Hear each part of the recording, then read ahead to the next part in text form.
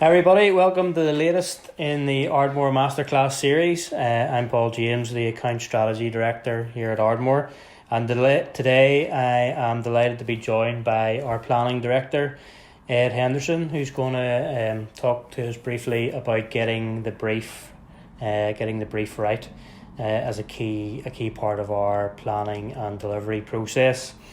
So Ed, hi, how are you? Hello, yeah, very good. Delighted to be here, Paul. Yeah. Good stuff. So we are going to dive straight in. Traditionally, we just get straight into it, Ed, and get into the meat and potatoes. But Cool. just slightly before that, if you could give us a little bit of an introduction, a little bit of a background to your good self, because I know you've worked on some pretty big brands, haven't you? Yeah, I mean, my story is after university, I moved down to London and did the agency circuit there. So worked at a couple of fairly big agencies. So I was at Tudor Marshall Warren first, which is now TMW Unlimited. There I looked after eBay, PayPal, Nissan, and then I moved to Publicis, where I worked on Diageo, specifically Bailey's. After that, I went to Ogilvy and worked on Drinkaware, the drinks charity account. Quick stint over in Manchester, working on Northern Rail. And then after that, moved back to London to Brooklyn Brothers, where I worked on Castrol Motor Oil and TK Maxx, and then back to Northern Ireland to work at Ardmore on lots and lots of different accounts. And that's because I suppose my role actually changed. I originally was an account handler, so went from graduate account exec up to account director. And in London, you work very closely with planners, so that sort of by osmosis, I learned a lot of and became interested in what they did. And then when I came back to Belfast, I was a fully fledged planner, and I'm the planning director at Ardmore, I'm happy to say. So this is a nice topic for me because, again, in London, one of the things that they place massive importance on is the briefing stage of any project. So naturally, it just became of kind of critical importance, and it's something I'm a real believer in, of getting the brief right and making sure that that's kind of completely as clear and as well thought through as possible at the beginning of a project, so that when you're going through it, and we'll come on to all the sort of the positive reasons as to why getting the brief right is key. It just became something that I really am a massive advocate of, and I know that we are here at Ardmore, so I'm just trying to instill that, and hopefully there's some bits of information I can give today that'll help. Great stuff. So let's get into it then, Ed. We've got a few slides here just to keep us on track. Yeah. Let's go for it. Cool. Okay, so this is not me. This is a guy called Dave Trott, and he was a copywriter back in the 80s, turned creative director, turned author. He's got some great books and a fantastic blog that I would urge you all to check out. And one of the things that he says, as a sort of elder statesman of the state of advertising, if you like, is that real creativity is getting the brief right. And a lot of what I'm going to talk about today is kind of borrowed or nicked from his thinking, but it does make a huge amount of sense. And he's talking about real creativity is getting the brief right. And what he means by that is actually that the creative teams or the ideas people in agencies aren't necessarily the only people in advertising that can influence what the creative output is ultimately going to be. The creative part of it actually starts when you're crafting the brief, and I do mean crafting, not necessarily just writing the brief, because that allows you to put a lot of your wisdom and input and direction into ultimately what the instruction is going to be. So Dave Trott's a great guy. I've actually got an interesting story about Dave Trott later on. I'll talk about that, but if you could remind me, Paul, I'll bring that up when he tries to use parallels around the brief. But ultimately, the sort of the benefits as to what briefing does for any campaign is kind of threefold. Firstly, it leads to better work. Secondly, it saves time and money.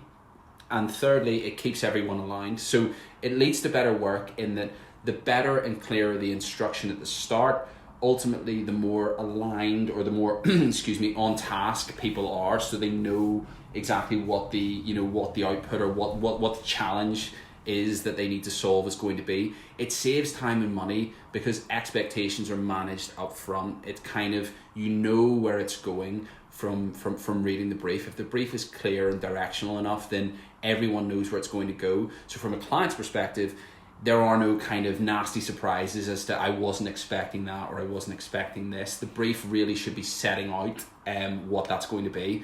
And then thirdly, it keeps everyone aligned. And I mean that sort of internally from an agency perspective, but also from the client's perspective, in that they know what we're working towards. They'll know what feels right and they'll know what doesn't feel right. The brief ultimately should be the thing that kind of that everyone refers against.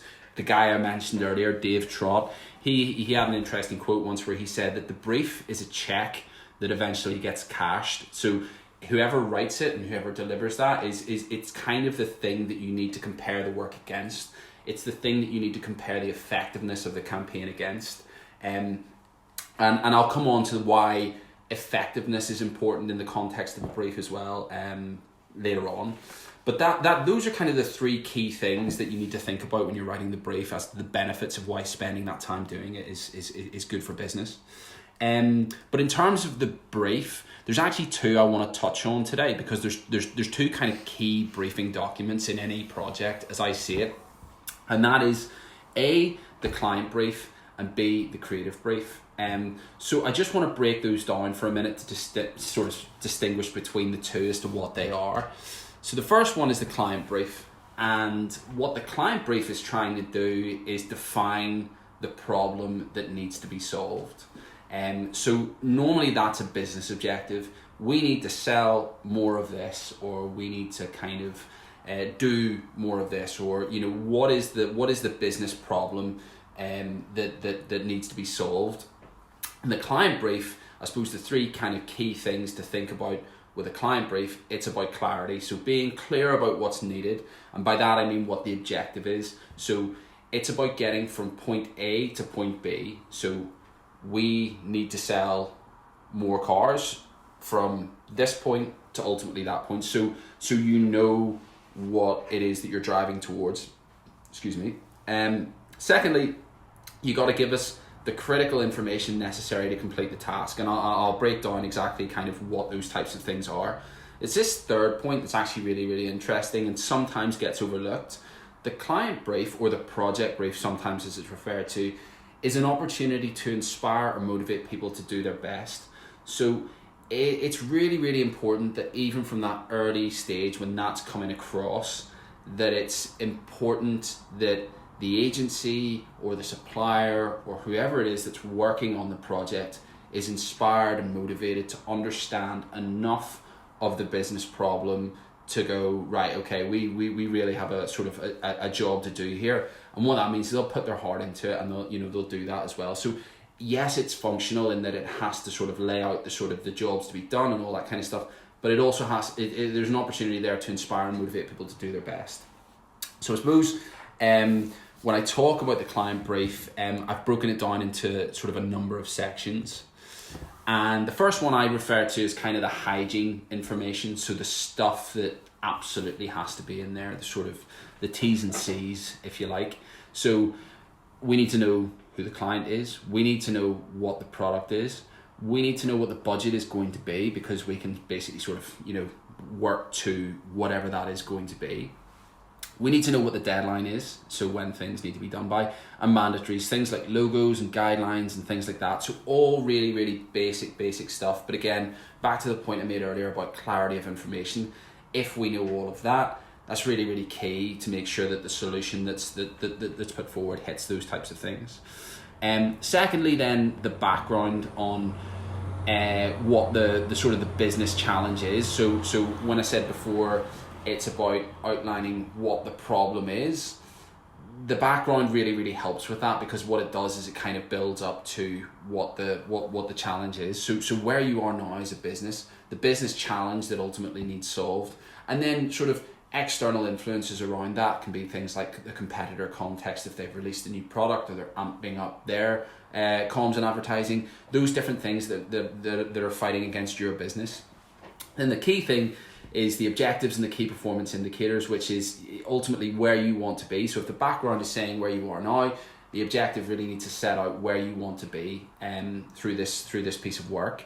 And then the key performance indicators, or KPIs as they're more commonly known, is how will you know you've arrived at that destination. And that's where you get into the opportunity of talking about tangible business metrics that you want to set as part of this project that the agency needs to kind of to get to. So those KPIs are normally formed in partnership with an agency. There's sort of can be a collaborative thing, but it's important to even put out on the table as part of that project brief, what those KPIs in your mind are actually going to be. And then the fourth thing is kind of who it is that we're talking to. Now, if you've been working with an agency for a long time, they will probably already know this, but it's always good just to reestablish who it is that we're talking to. So by that, obviously, I mean the target audience, and then any knowledge on the relationship with your business. So people have a really clear idea in their mind of who it is that we're trying to kind of reach here. So those are all the sort of the key things that go into client brief, project brief, whatever you want to call it. Now, I suppose that's all well and good, but 9 times out of 10, a brief is completed and then it's emailed through. And I just want to stop and sort of take a point on actually about how briefs are delivered, in that there's a really, really great piece of great resource on briefing an agency. This was done by the IPA, and it's been around for I think almost like a decade. But it's a really, really, really good free resource to download. And what it does is it spells out a lot of what I'm talking about, probably in better detail. But it's an IPA white paper on the importance of briefing. And it's kind of compiled through research of clients and agencies and what their views have been.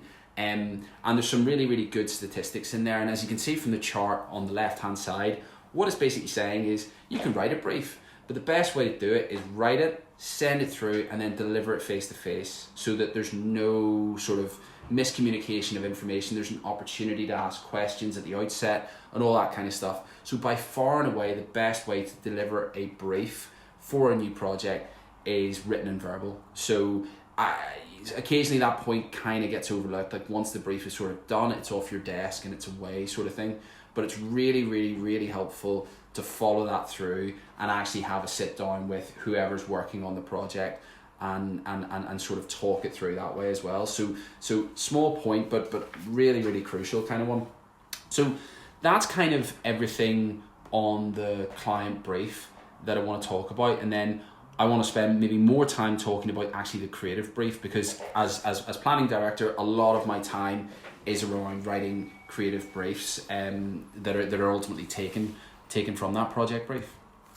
And the creative brief is it's about elevating the problem to allow for a creative solution. So by that what I kind of mean is that if the client brief is basically saying we need to solve this business problem, the planner's role is actually to try and solve the same problem upstream. And a classic example of that would be when Audi briefed their agency to say we need to sell more cars. What the agency and the planner who was involved in that project, what they actually did was, if we can get people to believe that Audi is German, that will sell more cars. So they actually went upstream on the problem, and that's where Vorsprung der Technik came from. That's reiterated through all of their advertising. So what they were trying to do was just move that problem upstream to kind of find another way of coming at it, which I'll touch on in a second. But ultimately, the creative brief, 3 points that you should expect your agency to sort of share with you in that creative brief, and sort of the feeling that you should get is that they've explored the problem and the consumer-facing considerations that surround it. So ultimately, they spend more time sort of dissecting the problem to arrive at a creative solution. they arrive at an insight that will ultimately trigger an idea, and I'll come on to the idea of what sort of insights are and what they do.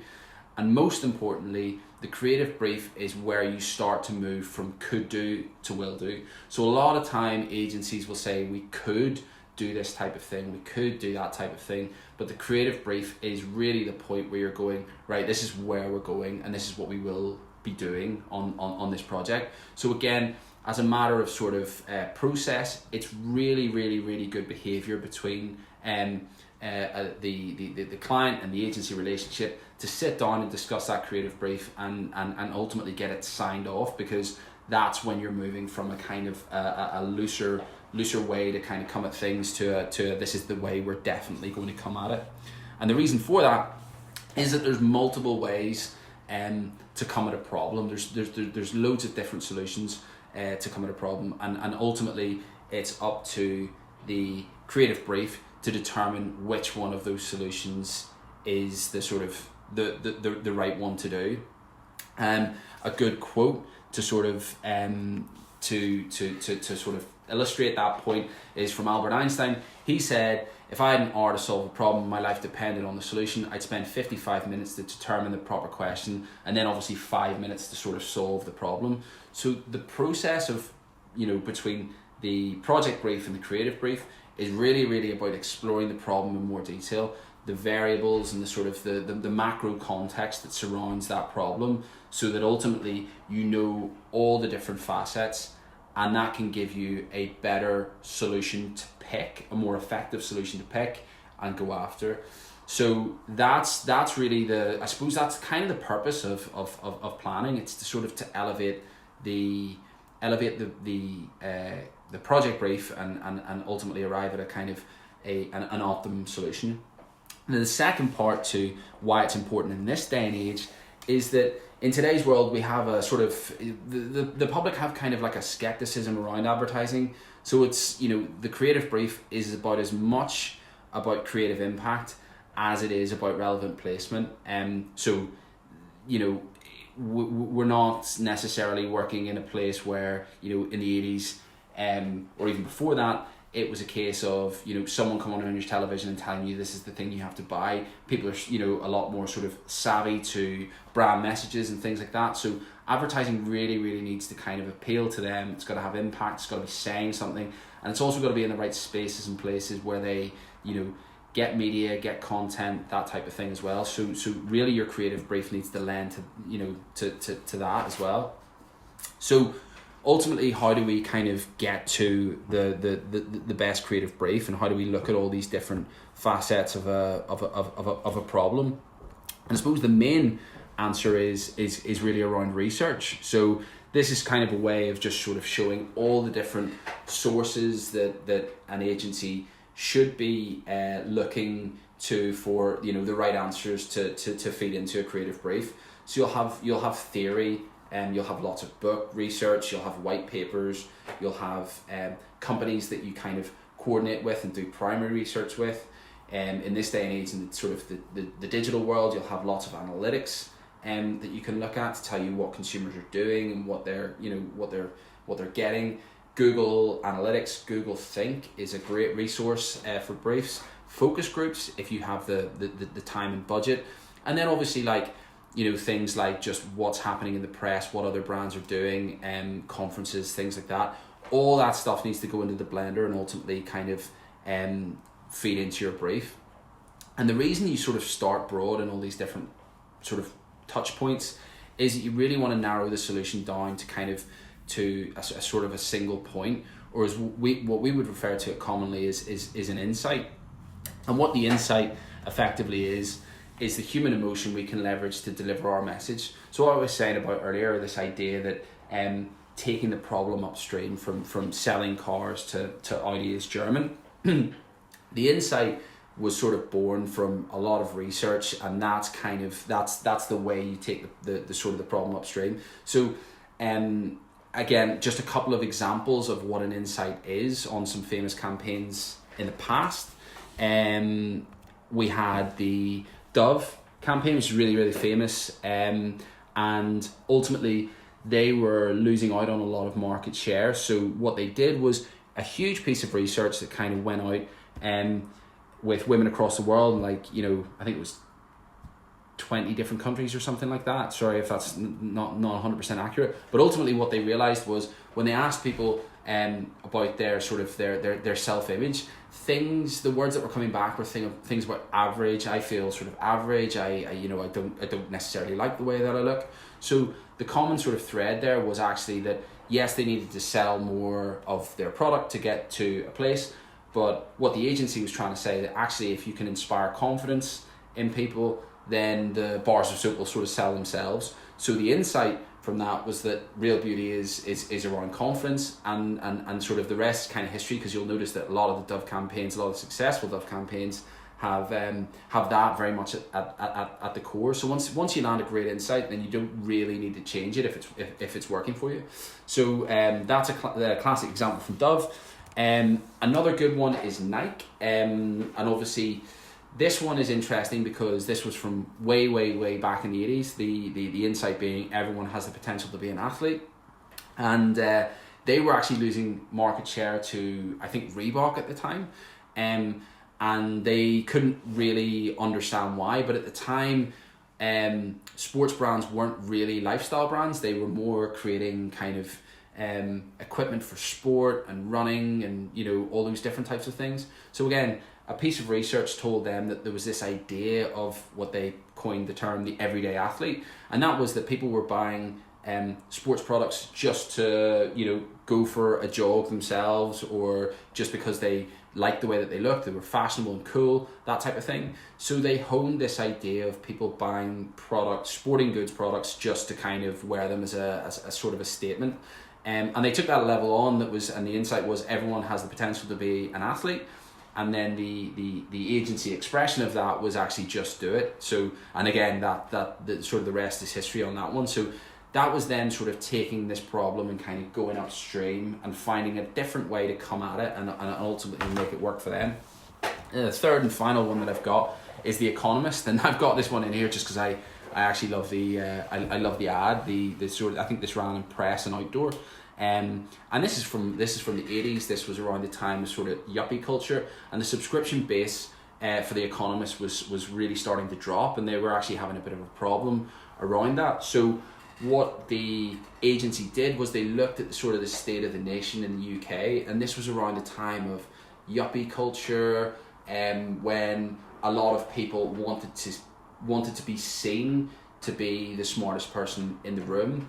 So the agency kind of played on that, and ultimately the insight they arrived at was this idea that insider intelligence publicly shows you can and will get ahead in business, and then the lovely execution of like, I've never read The Economist, and that's said by a management trainee who's aged 42.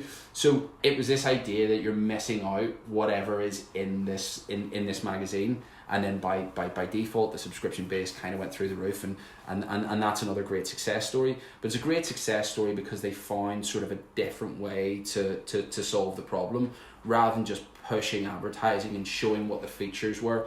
They plugged into sort of a cultural vibe that was happening at the time, and that ultimately has solved the problem for them.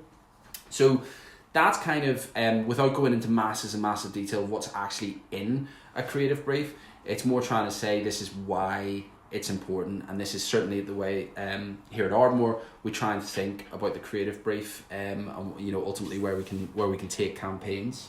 And just before you move on there, just one other example of a good insight, which kind of might help people understand that you can have competing brands effectively with the same insight, but their execution can look very different. Mm-hmm. As in when an advertising campaign finally comes to market.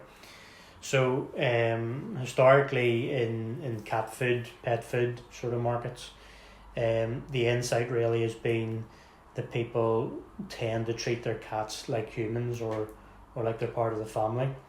And this insight was used across many of the major brands, but where it comes out differently, or where it's come at from a different angle of the way you've put it, is, for example, Felix came at it from the angle that people treat their cats like their children. Yeah. So all of the advertising's very childlike, and you've got the little kitten sort of rolling around chasing a ball of wool and all that sort of good stuff and getting up to mischief. Versus on the other end of the scale, Sheba positioned it as your cat is your soulmate. Mm-hmm. And so in those ads you have this, everything replicating the golden pack. You've got the beautiful lady lounging around on the sofa eating chocolates, and Sheba the cat kind of crawling all around her, and all that sort of good, and the fire going in the background and that sort of thing. So it just goes to show you that the insight is incredibly important to get you to a very emotional creative solution. Yeah. But at the same time, there then can be different ways to come at it depending on your target market and all that sort of stuff. That's a really good example, and actually it sprung to mind. I said at the beginning that I was going to give like this story about that guy Dave Trott. That was I talked about right at the start. Really, really funny story about what he does every year, and he uses this in his blog as a story to explain the importance of a sort of a creative solution to a problem. So every year on his wife's birthday, he's a busy guy, and he sort of wants to make sure that he knows he has to get her a present, right? So every year he gets her flowers. What he does is he orders flowers to the building next door to her offices, which happens to be a hotel. And the reason that he does that is he does it on purpose so that the lovely bunch of flowers arrive with the receptionist, and then she realises they're addressed to someone in the next building. So actually she then takes them into the building and hand delivers them and says, lovely bunch of flowers, aren't you lucky, that kind of thing. So the impact of the flowers is actually like doubled because he sort of, delivers them next door kind of thing. So it's a really nice way of just like looking at a different way to sort of solve a problem. The problem being, get my wife some flowers. He's basically saying, well, actually, if I can do that, but if I do this, it actually resonates a lot harder. So that's basically that story. So talking about the insight, talking about why the sort of the creative brief is important. There's kind of two main reasons for it. The first one is that the creative brief by name offers a creative solution. By that, what I mean is that actually the better the brief, the more sort of aspirational the brief, the more inspiring the brief, the better the creative output. And the second one that links into that is around effectiveness, the effectiveness of the advertising you're ultimately going to put out. So I'm going to sort of sidetrack slightly from sort of all the creative stuff and the insight stuff to get into a couple of charts just to illustrate what it is that I'm talking about. There was a report, again, by the IPA that came out a couple of weweeks ago, Paul, in Cannes. You were there. Yep. Soaking up the rays. Yeah, that was hard work. Yeah. And what it was saying was that the effectiveness of IPA case studies, which are normally regarded as sort of the sort of the best of the best, if you like, in terms of effectiveness, is actually declining.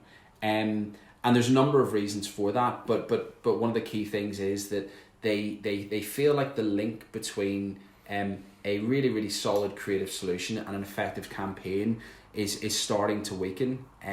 So it's really important that not only are we thinking about sort of really good ideas in the creative brief, inspiring good ideas in the creative brief, but we're also thinking about how those creative ideas apply to a brand's business. So the examples I showed before, Nike and Dove primarily, and actually the sort of the Sheba and Felix examples are also good, Paul, as well, where they've kind of they haven't really changed things all that much.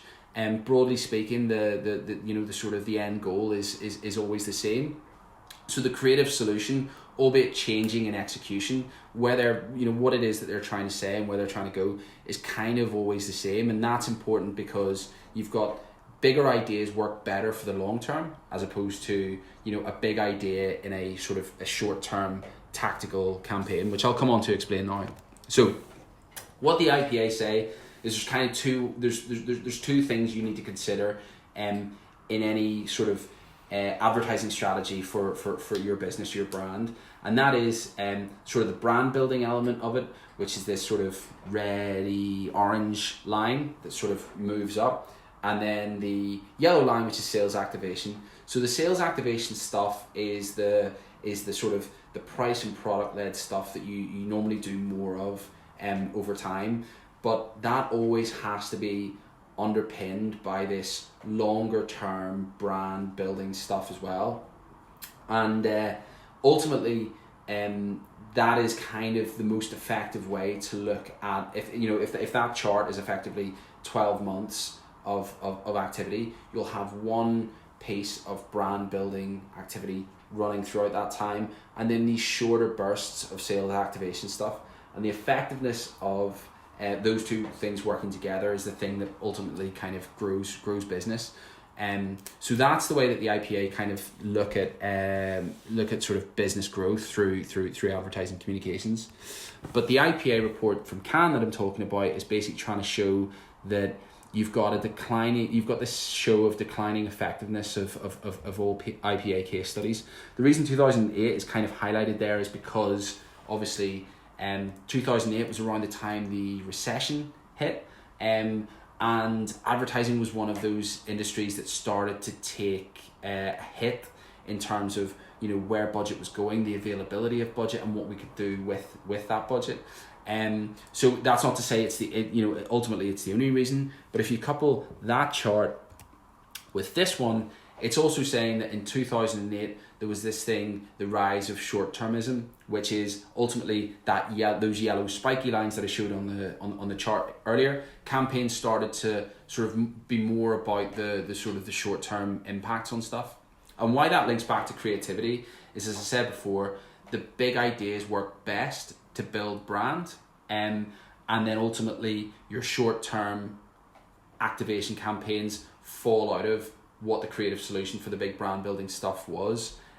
So you saw this kind of increase in short-term campaigns at around the same time. And then the next part is that the IPA have this sort of recommended sort of budget balance that you kind of apply to any business model. And as you can see there, the most recent one is kind of a sort of 80-20, let's call it for the sake of argument, spend on brand and activation. So actually 80% of your budget should be about building that brand, which is that sort of that orange line, and then the 20% should be on the sort of the short-term spiky stuff. They're actually seeing sort of a reverse trend in that. So in the context of all this stuff, the creative briefs that are going out or that are going to agencies or agencies are developing, they really need to think about both of those things as well, because ultimately a creative brief has to think about the sort of the long-term business objectives, the building of the brand, and then also providing a creative solution that can flex across what your brand campaign is going to look like and what those short-term activation things look like as well. So bringing it back to sort of the importance of the brief, it's not necessarily just about sort of the pictures that are put out. There's a direct correlation between the impact that that a creative brief can have on your overall effectiveness, your actual business growth. So if you bring it right back to the importance of a brief, there's so many reasons as to why. Not only is the work better, not only is it saving time and money, and not only is it keeping everyone aligned, but actually it has a direct correlation with the impact on business growth as well and brand exposure. So there's a myriad of reasons as to why the sort of the brief is important, but that's kind of great stuff. Thanks, Ed. One of the other things that came out in a talk during Cannes, which I'd gone to, and it was the marketing director of RB, which is a huge outfit, promoting brands such as Durex and so on across the globe. And the one thing he said, which stuck with me, was that their biggest asset, he said, was brand goodwill. So much so that, similar to the point you're making there about marketing and advertising effectively working in two different ways. In one way it builds brand, another way there's a short term direct response element to it. They actually split their budget. They deliberately split their budget into one line which is called brand equity investment, and then another one into sort of promotional budgets. In other words, they have this amount of budget that they put forward every year for, or even across 3-year plans for brand equity, an investment in the future, if you like. I wouldn't necessarily call it a leap of faith, but an investment that they understand they can't necessarily track to the nth degree. Yeah. But that over the course of time, over the course of time, that they should see the impact of it.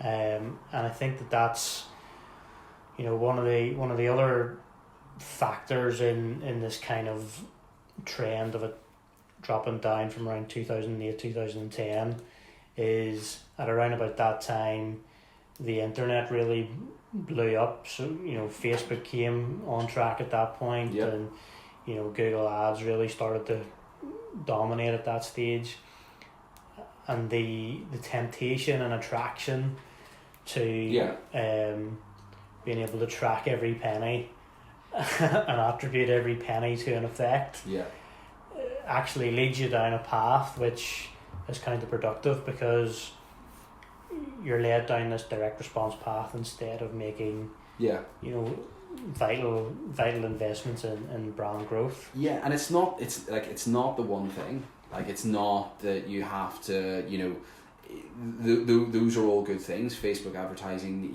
is a good, effective way to reach people, so it's not about saying it's brand or activation. Both things have to work in tandem. It's like a dance, but I suppose in terms of creativity, what you really want is a sort of a salient idea for a business that works across both things. I call it matching furniture all the time, but it's this idea that if I see your TV ad, or if I hear your radio ad, or if I see your outdoor, it's and it's saying something and it's familiar. And then if I see you on Facebook or I see you on Instagram, there's this sort of immediate cognitive link between what it is. So we always try to avoid the idea of disposable creativity, which is these big ideas that are sometimes put into short-term campaigns, and that ultimately in history have won quite well in places like Cannes, where you've got a really, really lovely idea that lives online or lives on Facebook or something like that, and then you don't hear anything about it in 6 months, 12 months, that kind of thing. You really want a brilliant creative brief, a brilliant idea, but thinking about it in the context of what you just said, Paul, the brand and the activation piece. And that's not to say that we don't love, as an agency, we don't love coming up with ideas. We do. But in instances like this, like, sometimes less can be more if it's really, really thought through at the start. Great stuff. Okay, so we're gonna wrap up for today, but just one big summary point for me, one big takeout from the whole thing, is that in order to get great business results, you need a great creative solution which will resonate, which will cause an emotional reaction, and will cause a belief shift towards whatever it is you need. For example, if people believe that Audi is German, more people will buy it. Is a logical if A then B type of belief shift. But in order to get to that great creative, you need a great brief, great creative brief, and a solid client brief. That then leads to this great sort of killer insight, if you like, this one insight that sort of drives the whole thing forward. And basically, shameless pitch for your good self, Ed, in order to get there, what you need is a really skilled planning director. And so please, if you know, next time or when if you're out there and you're a marketing director or marketing manager and you're about to embark on a new campaign or some sort of new brand idea, please consider the importance of a planning director or planning skill in your agency. And if it's something you want to talk to us more about, if you've got a brief coming up or a project coming up you want to talk to us about and you need a bit of help on, reach out to me at paul.james@ardmore.co.uk, and we'd be delighted to set up a coffee. And Ed is fantastic at buying coffee for people. So we're good at making coffee. Good at making it as well. Sometimes makes it without boiling the kettle. But anyway, thank you guys. Thanks everybody. I hope you got some value out of it. And if you did, please do get in touch. Please do share it. And we hope to hear from you at some point in the future. Thanks everyone. Thank you.